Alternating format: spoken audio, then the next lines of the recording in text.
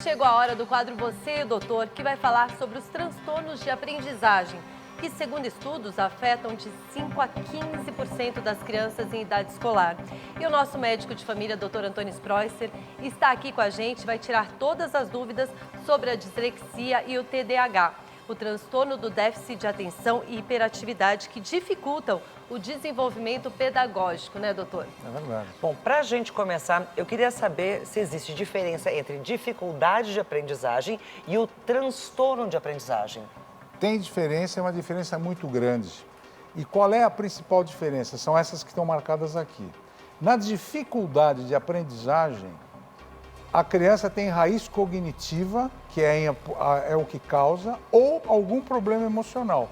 Já no transtorno de aprendizagem, geralmente a base é neurológica.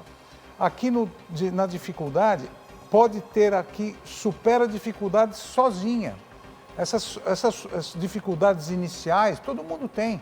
E ela consegue, com a ajuda da mãe, às vezes. De um professor particular. Exato. Aqui não. Aqui a dificuldade é persistente. Certo. Mesmo com professor particular, mesmo com ajuda, tem sempre dificuldade.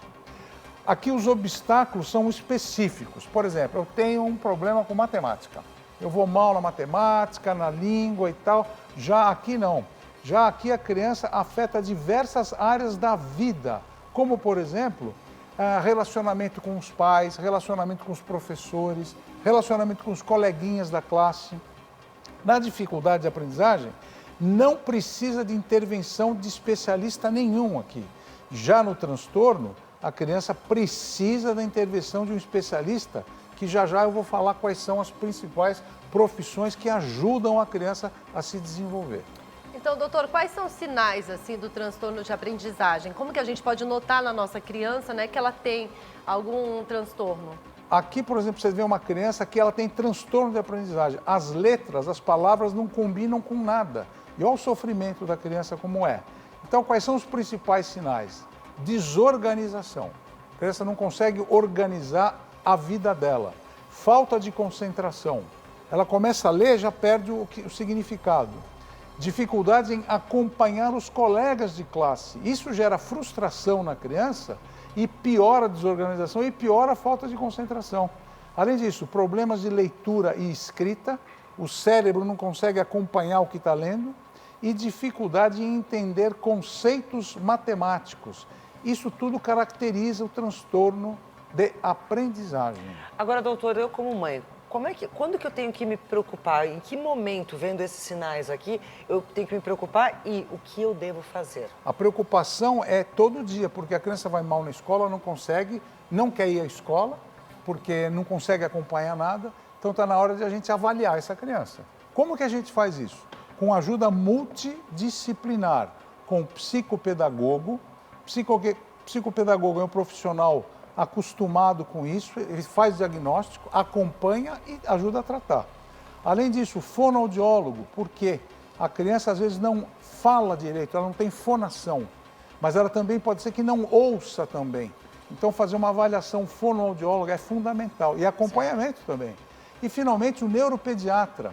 O neuropediatra, ele é o médico de criança, mas é especializado em neurologia, para fazer um diagnóstico orgânico, psíquico, mental e saber qual é o tipo de acompanhamento e tratamento. Muitas vezes a criança precisa tomar um medicamento, às vezes não precisa tomar medicamento.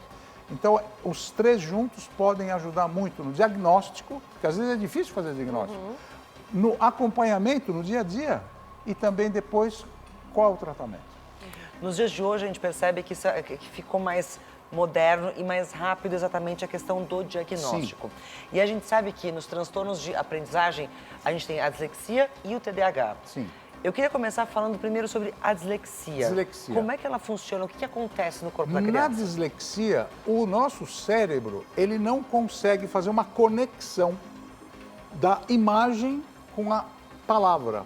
Então, o cérebro não consegue acompanhar essa conexão entre palavra e leitura.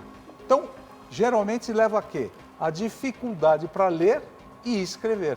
Com isso, a criança tem dificuldade na alfabetização. E outro problema sério é a dificuldade em compreender os textos. Olha aqui, ó, a criança não compreende o texto. Ela lê, mas não consegue abstrair nada. Isso leva a problemas de orientação espacial também. A criança não consegue entender o que está acontecendo nos livros, no cérebro dela. Com isso, a consequência imediata é uma desorganização da vida dela, desorganiza a palavra, desorganiza tudo. E com isso também temos a falta de atenção. Então, todos esse quebra-cabeça que eu estou montando aqui, ele serve para a gente entender a dislexia. E a dislexia, ela começa na infância e muitas vezes segue a vida inteira.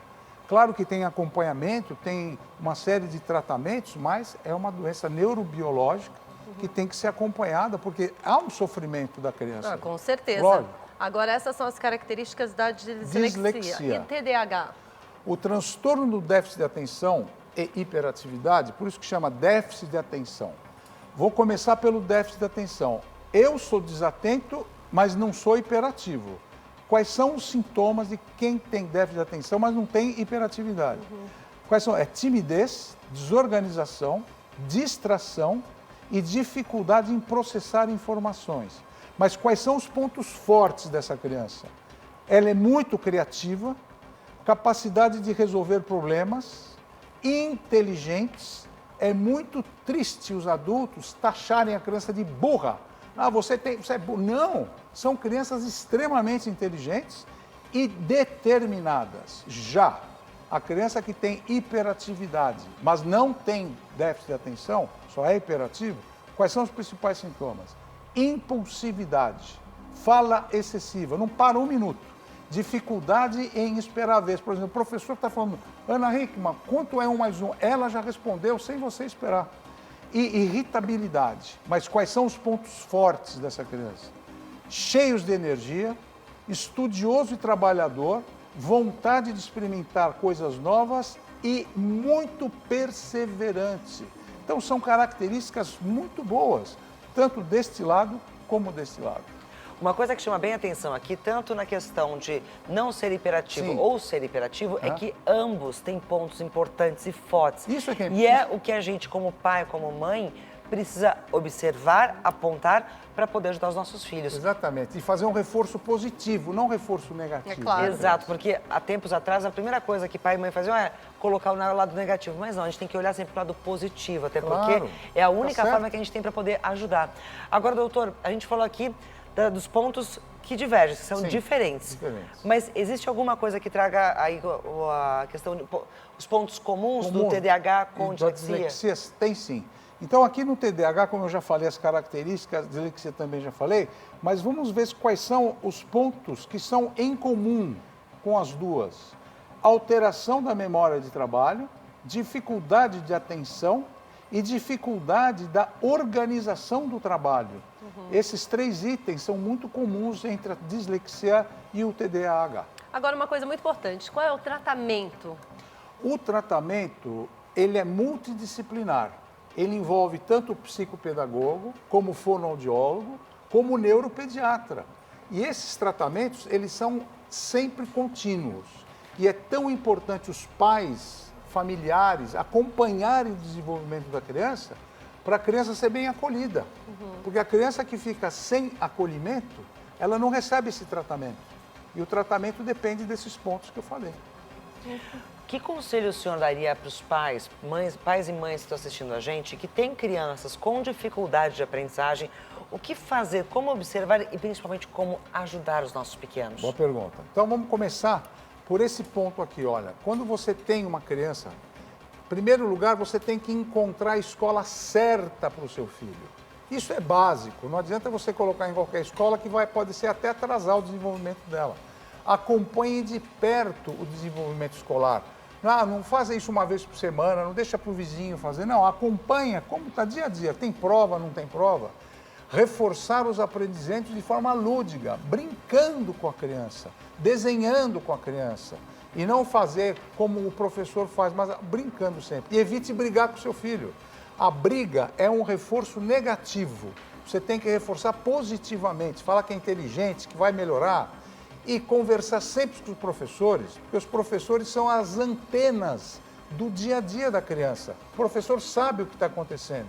Não é a outra pessoa, é o professor. E busque apoio psicológico, porque os pais não estão preparados para o tratamento e para o acompanhamento. Então, você agora, mãe e pai, tendo esse acompanhamento psicológico, você vai saber como acompanhar, como fazer, como falar com os professores.